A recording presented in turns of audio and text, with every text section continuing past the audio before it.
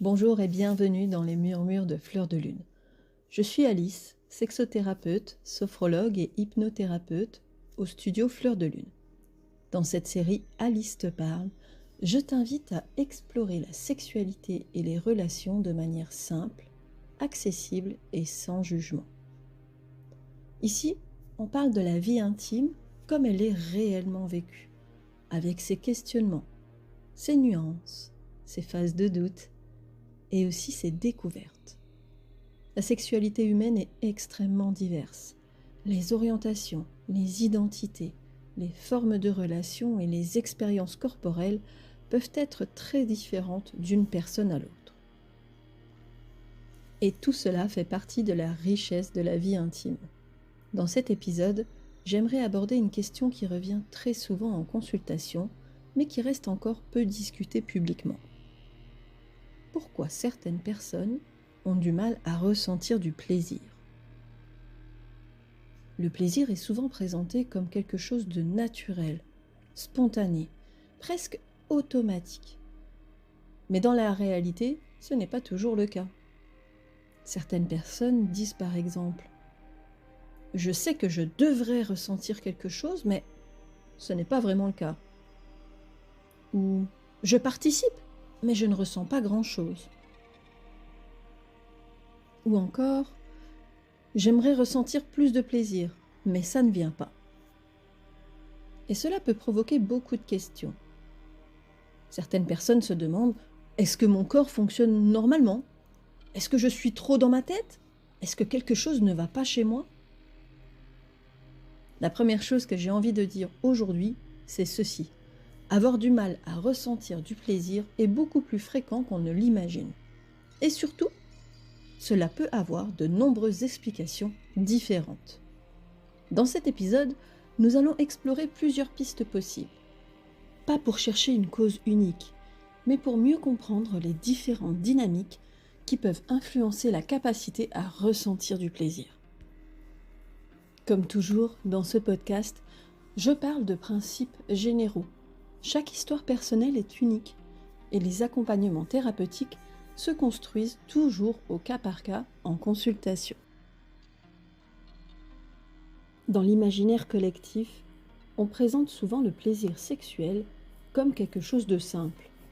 Il suffirait que le corps soit stimulé et le plaisir devrait apparaître.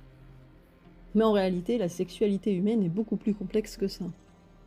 Le plaisir ne dépend pas uniquement d'un geste, d'une stimulation ou d'une situation. Il dépend de l'ensemble de l'expérience, c'est-à-dire le contexte, le sentiment de sécurité, la qualité du lien avec l'autre, l'état émotionnel, l'état de fatigue, la santé globale, l'attention portée au moment présent, et parfois aussi des éléments biologiques ou médicaux. Le plaisir est donc une expérience globale, pas simplement une réaction mécanique. C'est un peu comme écouter de la musique. Si tu mets un morceau magnifique dans un endroit bruyant, stressant, ou quand tu es très préoccupé, tu peux l'entendre, mais ne pas vraiment le ressentir. Le corps fonctionne parfois de la même manière. Il peut être présent dans une situation intime, mais ne pas parvenir à entrer pleinement dans l'expérience du plaisir. Un phénomène très fréquent en consultation est la pression de ressentir du plaisir. La sexualité est aujourd'hui très visible dans les médias, les films, les réseaux sociaux, et elle est souvent représentée comme quelque chose de intense, spontané, évident, spectaculaire. Cette représentation peut créer une attente implicite, que le plaisir devrait être immédiat, fort et visible. Mais cette attente peut paradoxalement bloquer le plaisir. Quand une personne commence à se demander « Est-ce que je ressens assez ? Est-ce que je devrais ressentir plus ? Est-ce que mon partenaire remarque que je ne ressens pas autant ?» Alors l'attention quitte l'expérience et se déplace vers l'analyse. Le cerveau passe en mode observation plutôt qu'en mode expérience. Et dans ce contexte, le plaisir peut devenir plus difficile à ressentir. Toutes les personnes n'ont pas la même sensibilité corporelle. Certaines ressentent les sensations très intensément, d'autres ont une perception plus douce, plus progressive. C'est un peu comme le goût ou l'odorat. Certaines personnes détectent des nuances très fines, d'autres perçoivent les sensations de manière plus diffuse. Dans la sexualité aussi, il existe une grande diversité de sensibilités. Certaines personnes ont besoin de plus de temps pour que les sensations apparaissent. Et d'autres ont besoin de stimulation très spécifiques. D'autres encore découvrent progressivement ce qui leur procure du plaisir. Et parfois, la difficulté ne vient pas d'une incapacité à ressentir du plaisir, mais simplement du fait que les conditions favorables ne sont pas encore réunies. Il existe également des situations où le plaisir est influencé par des facteurs corporels ou médicaux. Par exemple, certaines variations hormonales, certains médicaments, certaines douleurs génitales, des troubles de la circulation sanguine, certaines maladies chroniques ou des sensibilités nerveuses particulières. Parfois aussi, certaines personnes ont simplement une anatomie ou une sensibilité nerveuse différente. Par exemple, certaines zones peuvent être moins réactives à certains types de stimulation, mais plus sensibles à d'autres. Cela ne signifie pas que le plaisir est impossible. Cela signifie simplement que le corps a sa propre manière de fonctionner. Et parfois, comprendre cela permet déjà de réduire beaucoup de pression. Je me souviens d'une personne que j'ai accompagnée en consultation il y a quelque temps. Elle était dans une relation stable, avec beaucoup d'affection et de respect dans le couple. Pourtant, elle me disait « Je sais que je devrais ressentir du plaisir, mais en réalité, je ressens très peu de choses. » Elle participait au moment d'intimité, elle appréciait la proximité, mais les sensations restaient assez neutres. Ce qui l'inquiétait, surtout, c'était cette idée que son corps ne fonctionnait peut-être pas comme il faudrait. En explorant ensemble sa situation, plusieurs éléments sont apparus. D'abord, elle prenait un traitement médical qui pouvait diminuer la sensibilité sexuelle. Ensuite, elle avait l'impression que certaines formes de stimulation étaient censées fonctionner parce que c'est ce qu'on voit souvent dans les représentations de la sexualité. Mais son corps, lui, réagissait beaucoup plus à d'autres formes de contact. Quand cette pression est retombée et qu'elle a commencé à observer simplement ce que son corps ressentait vraiment, la perception des sensations a progressivement évolué. Pas parce que son corps était cassé, mais parce que les attentes ne correspondaient pas à son fonctionnement réel. Ce premier exemple montre que la difficulté à ressentir du plaisir peut parfois venir simplement d'un décalage entre les attentes et le fonctionnement réel du corps.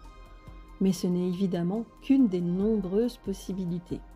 Dans la suite de cet épisode, nous allons explorer d'autres dynamiques.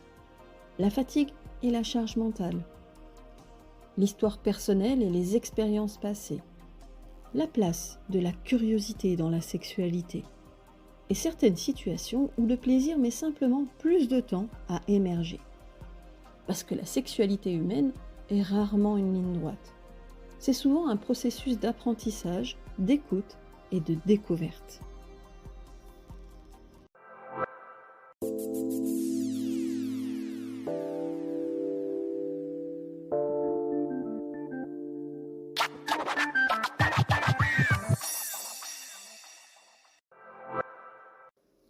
Un facteur très souvent sous-estimé dans la sexualité est la fatigue.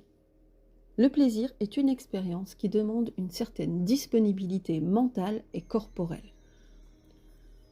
Or, dans la vie quotidienne, beaucoup de personnes vivent avec un rythme de travail soutenu, des responsabilités familiales, une charge mentale importante, un stress chronique. Dans ces conditions, le corps fonctionne souvent en mode économie d'énergie. La priorité devient tenir la journée, gérer les obligations, répondre aux urgences. Dans ce contexte, ressentir du plaisir peut devenir plus difficile. Non pas parce que la personne ne le souhaite pas, mais parce que le système global est saturé. C'est un peu comme essayer d'apprécier un bon repas après une journée très intense. Parfois, le corps a simplement besoin de récupérer. La capacité à ressentir du plaisir peut aussi être influencée par l'histoire personnelle. Certaines personnes ont grandi dans des environnements où la sexualité était taboue, culpabilisante, peu abordée ou associée à des messages négatifs. Même lorsque ces idées ne sont plus conscientes, elles peuvent laisser une empreinte. Le corps peut alors garder une forme de retenue ou de vigilance. Il ne s'agit pas d'un blocage volontaire. C'est plutôt une forme de protection apprise. Et parfois, simplement comprendre cela peut apporter beaucoup de douceur envers soi-même. Je repense aussi à une personne que j'ai reçue en consultation qui me disait quelque chose de très simple. J'aimerais ressentir du plaisir, mais je ne ressens presque rien. Elle était pourtant très investie dans sa relation. Mais lorsqu'un moment intime commençait, elle avait l'impression que les sensations restaient lointaines. En parlant de son histoire, un élément est apparu assez clairement. Dans son environnement familial, la sexualité avait toujours été présentée comme quelque chose de honteux ou de problématique. Même si intellectuellement cette personne ne pensait plus comme cela aujourd'hui, le corps avait gardé une forme de retenue, comme une prudence. Et ce n'est pas rare. Le corps enregistre parfois des messages très anciens, et il lui faut parfois du temps pour comprendre qu'aujourd'hui le contexte est différent. Dans ce cas, ce n'était pas un manque de capacité à ressentir du plaisir. C'était simplement un corps qui avait appris à rester sur la réserve dans ce domaine. Un autre facteur possible est tout simplement le manque d'exploration de sa propre sensibilité. Beaucoup de personnes découvrent la sexualité principalement dans un contexte relationnel. Mais la connaissance de son propre corps est parfois très limitée. Il peut alors être difficile de savoir ce qui procure réellement du plaisir, quels types de contacts sont agréables, quelle rythmique fonctionne mieux. Certaines personnes n'ont jamais vraiment pris le temps d'explorer ces questions. Et cela peut rendre les expériences sexuelles un peu floues ou mécaniques. Cela ne veut pas dire que le plaisir est absent pour toujours. Cela signifie simplement que le corps est en train d'apprendre. Je me souviens aussi d'une personne qui avait une question très honnête. Je crois que je ne sais pas vraiment ce qui me procure du plaisir. Cette personne avait toujours vécu la sexualité dans le cadre d'une relation avec quelqu'un d'autre. Et en discutant, on s'est rendu compte d'une chose assez simple. Elle n'avait jamais vraiment exploré sa propre sensibilité corporelle en dehors d'une relation. Les expériences sexuelles étaient donc souvent guidées par l'autre. Et dans ces situations, il peut être difficile de savoir ce qui fonctionne vraiment pour soi. Au fil de l'accompagnement, cette personne a commencé à observer ses sensations avec plus de curiosité. Et progressivement, certaines choses sont devenues plus claires. Pas forcément de manière spectaculaire, mais de manière plus précise. Parce que parfois, la difficulté à ressentir du plaisir ne vient pas d'un problème, mais simplement du fait que le corps est encore en train d'apprendre son propre langage. Il est aussi important de rappeler que le plaisir ne se manifeste pas de la même manière pour tout le monde. Certaines personnes ressentent des sensations très intenses. D'autres vivent le plaisir de manière plus douce, plus diffuse. Certaines personnes ressentent un plaisir principalement physique. D'autres ressentent davantage une sensation de connexion, de détente ou de proximité. Il n'existe pas une seule manière correcte de vivre le plaisir.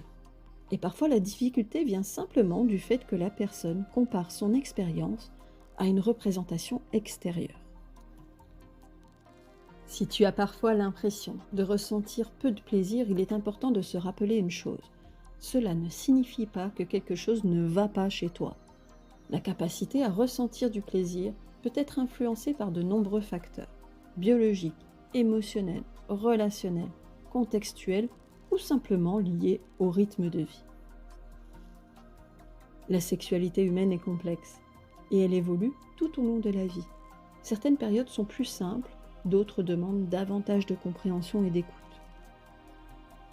Comme toujours dans ce podcast, je parle de dynamique générale. Chaque histoire est unique. Si certaines questions évoquées dans cet épisode résonnent pour toi, tu peux utiliser le formulaire Déclic Sexo disponible sur mon site pour poser une question.